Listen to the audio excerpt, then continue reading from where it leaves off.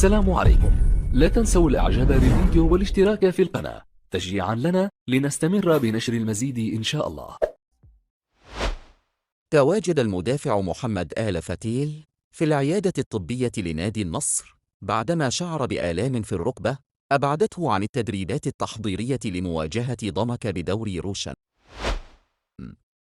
أكد الإعلامي علي الحربي أن نادي النصر لن يسجل ديفيد أوسبينا في كشوفاته في فترة الانتقالات الشتوية، حتى وإن زاد عدد الأجانب إلى 9 لاعبين، حيث أن الخيار الأول للمدرب كاسترو مدافع آخر بجوار إيميرك لابورت. أفادت تقارير صحفية أن إدارة نادي النصر لم تتسلم حيثيات عقوبة سلطان الغنم حتى الآن، وتستعد الإدارة القانونية بالنادي لتقديم استئناف على القرار الصادر ضد اللاعب.